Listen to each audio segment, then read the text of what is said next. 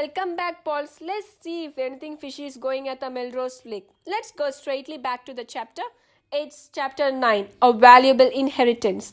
If it has been possible, Nancy would have started out for Melrose Lake at once, but she felt that Laura needed her. Besides, there was a job to do for her father at the Browns' barbecue next day. Helping Dad comes first, Nancy decided. Laura spoke again of her mother's affairs. She used to say I would always be financially independent if anything happened to her. We'll find out, Nancy said, and then took Laura's upstairs so she might shower and rest.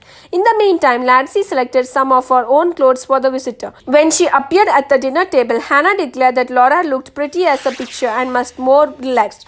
I am, thanks to both of you, their guest said gratefully. When the meal was finished, the two girls sat out on the Drew's porch. To cheer up her guest, Nancy told Laura of a funny experience with the French bottles while trying to get volunteers for the youth center. The young detective did not mention her real reason for calling at the apartment. Laura giggled. I wish I could have been with you, she said. Tell me, Nancy, have you any sovereigns of the mystery you have solved? 2 trophies. Nancy displayed a mantel clock and a valuable silver urn. Laughingly, she told Laura that her father often said she would have the house cluttered before she finished her career. Just then the telephone rang and Hannah called from upstairs that Mr. Drew was on the line. Nancy hurried to talk to him. Nancy, I've come across some evidence that indicates Mr. Hamilton or some person working for him in the trust department was behind the security thefts. A detective is tailing Hamilton, and if he tries to leave town, the monorail police will be notified. How about the others in his department? Nancy asked. They are being watched too, but not too steadily. Of course, we don't want to arrest an innocent man. Nancy said she hoped the guilty person would make a misstep soon so the case might be solved, and told her father that she had learned of the River Heights suspect since she had seen him. He suggested that she kept trying to contact the Doubts. And that reminds me, the lawyer said, you can forget about Mr. Herbert Brown being suspicious. He explained that Brown was a personal friend of the bank's president's and has been cleared.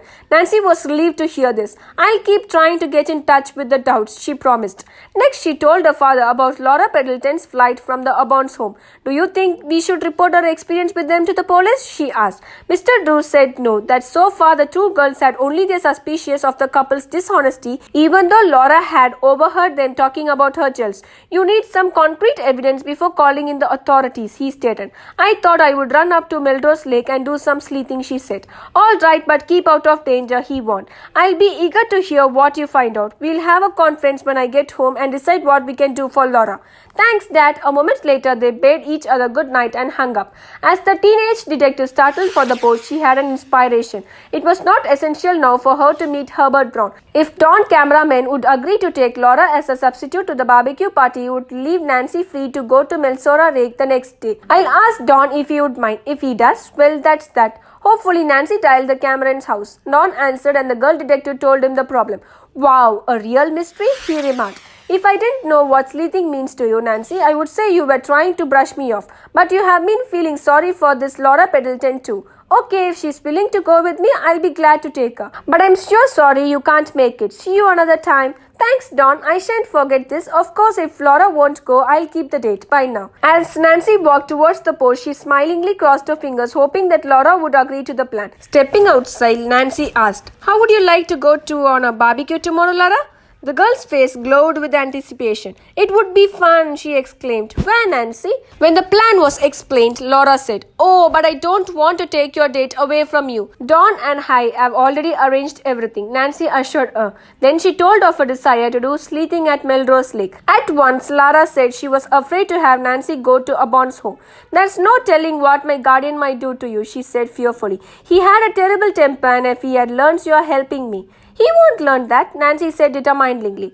Reluctantly, Laura agreed to Nancy's whole scheme. But if anything should happen to you, I just want to die, she declared. Before the girls went to bed, Hannah suggested that Laura's jewelry be put into the wall safe in Mr. Drew's study.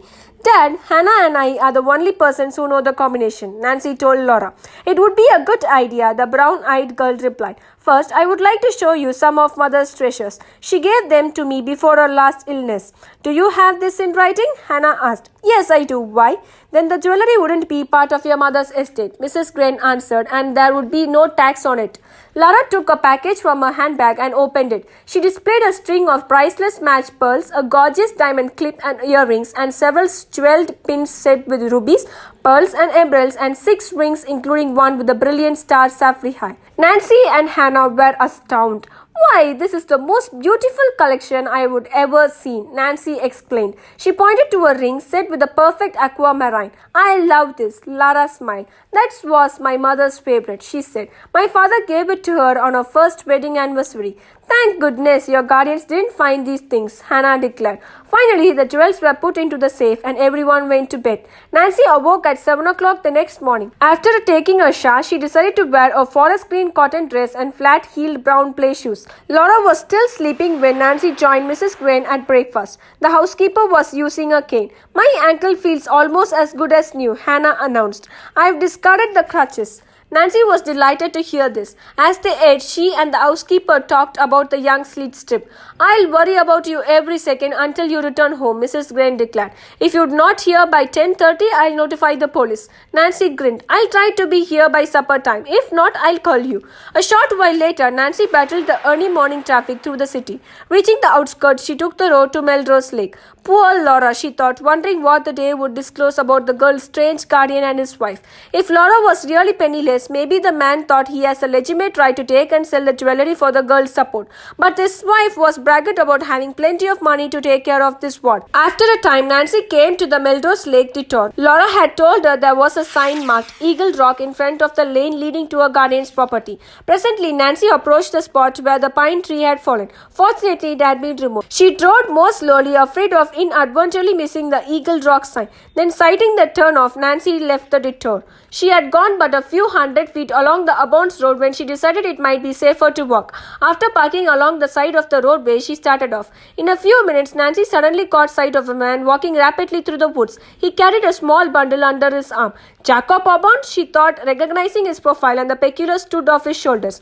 Nancy recalled Laura's story of a guardian taking a small package from the refrigerator and leaving the house with it. What was in the bundle and where was he taking it? I'm going to find out, Nancy declared. Without hesitation, she quietly plunged into the thicket. Following at a safe distance, she managed to keep the man in sight. He doesn't seem to be worried about being followed, Nancy thought. He must not have heard my card when I turned into the lane. She continued her musing. I'm glad I wore this green dress. I'm good camouflage. Just then, a twig crackled under her feet, breaking the stillness of the woods. Jacob Auburn turned and looked back, frowning. He stood a minute, listening intently. Only by ducking quietly behind a large bush had Nancy avoided detention. I'd better be more careful if I don't want to get caught, she warned herself. As the man continued through the forest, Nancy followed, painstaking, avoiding twigs or loose stones. She kept well behind him. Wouldn't it be a joke on me if it's just a bird catcher? She giggled at the thought. And maybe that package has his lunch in it. Laughing to herself, Nancy picked her way through the woods and she trailed Laura Pendleton's guardian. Suddenly, he disappeared behind a clump of high blueberry bushes. Nancy hurried forward. When she reached the spot, the girl detective looked about in all directions. Which way did he go? She asked herself. Jacob Auburn seemed to have vanished into thin air. Let's see if Nancy is finding the missing Jacob Auburn. Stay tuned for the next chapter, guys. Have a happy day.